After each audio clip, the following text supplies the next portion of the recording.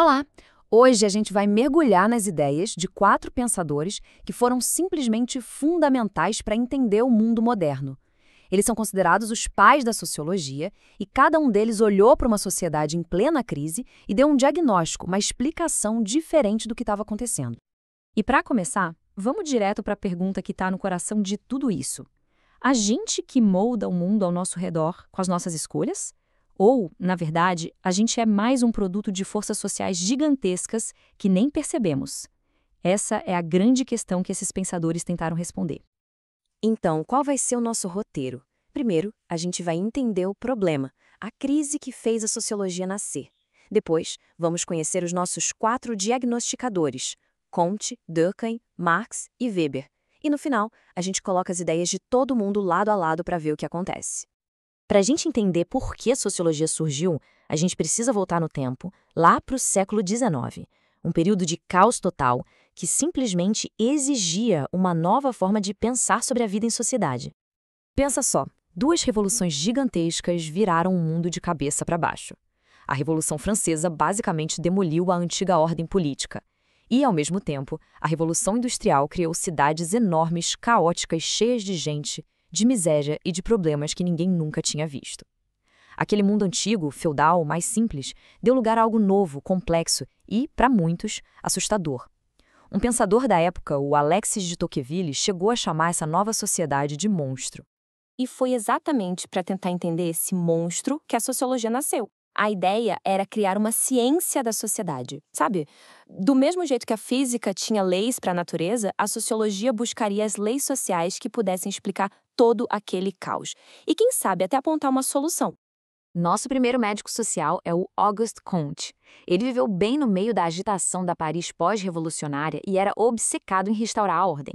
A receita dele para curar a sociedade? Ciência, pura e simples.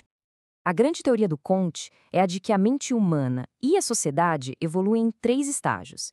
Primeiro, o teológico, quando tudo era explicado pela vontade dos deuses. Depois, o metafísico, com umas explicações mais abstratas. E, por fim, o grande objetivo, o estágio positivo, onde a ciência explica o mundo com base em leis, em fatos. Para Comte, a sociedade da época dele precisava, para ontem, chegar nesse terceiro estágio. E esse lema dele resume tudo. Ordem e progresso. Te soa familiar?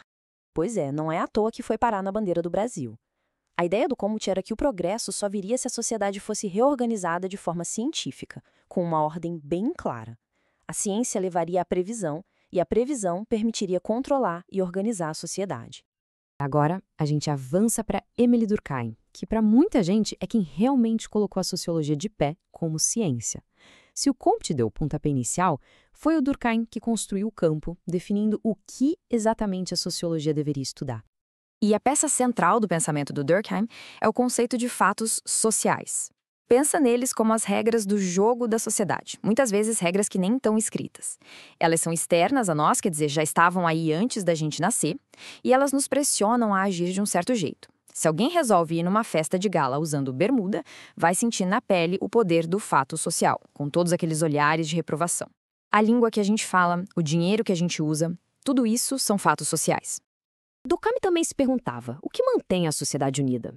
Ele identificou 2 tipos de cola social. Nas sociedades mais antigas, a solidariedade mecânica juntava as pessoas porque elas eram muito parecidas. Já nas sociedades modernas e industriais, o que nos une é a solidariedade orgânica. A gente fica junto não por sermos iguais, mas justamente por sermos diferentes e precisarmos uns dos outros, como os órgãos de um corpo. O médico precisa do agricultor, que precisa do professor, e por aí vai. Só que essa sociedade moderna tinha um perigo. Com o individualismo crescendo, os laços sociais poderiam enfraquecer, levando a um estado que o Durkheim chamou de anomia. É uma sensação de falta de regras, de desorientação, de não saber mais qual é o seu lugar no mundo. Para ele, essa era a principal doença da modernidade. Mas e se a sociedade não for um organismo buscando harmonia? E se, na verdade, ela for um campo de batalha? Karl Marx chega com uma visão radicalmente diferente. Para ele, a sociedade não se move pela ordem, mas sim pelo conflito. E essa frase lá do Manifesto Comunista é a chave de tudo. Homem livre e escravo, senhor e servo, e na época dele, burguesia e proletariado. O Marx acreditava ter encontrado a grande lei da história. O motor que move a sociedade de uma fase para outra é o conflito entre quem oprime e quem é oprimido. O diagnóstico que o Marx fez do capitalismo foi implacável. Ele via um sistema baseado na exploração. Os trabalhadores sofriam de alienação porque perdiam o controle sobre o próprio trabalho, que se tornava algo estranho a eles. O lucro do capitalista, segundo Marx, vinha da mais-valia, que é, basicamente, a parte do trabalho não paga. E o que sustenta tudo isso? A ideologia, ou seja, as ideias da classe dominante, que fazem essa exploração toda parecer normal, natural e inevitável. E nosso último pensador, Max Weber, nos oferece ainda outra lente. Ele se afasta um pouco das grandes estruturas do Durkheim e do conflito de classes do Marx para focar nas ações dos indivíduos e no sentido que eles dão para essas ações. O conceito central do Weber é a ação social. Para ele, a sociologia precisava entender por que as pessoas agem de determinada maneira. Uma ação só é social quando a gente faz pensando na reação dos outros. É isso que está na base de toda a vida em sociedade. O foco muda das grandes estruturas para as interações entre as pessoas. E o diagnóstico do Weber para a modernidade se concentra num processo que ele chamou de racionalização. Tudo na vida moderna, segundo ele, estava se tornando mais calculado, mais eficiente, mais burocrático. E apesar dos avanços que isso trouxe, o Weber tinha um medo, o de que a gente acabasse se prendendo numa jaula de ferro de regras e procedimentos, perdendo a espontaneidade, a magia, vivendo num mundo cada vez mais desencantado. Ufa! Vimos 4 diagnósticos bem diferentes para a mesma sociedade em crise, né? Agora vamos colocar esses 4 médicos na mesma sala e comparar as conclusões de cada um. Cada um deles nos dá uma ferramenta, uma lente diferente para a gente analisar a realidade social.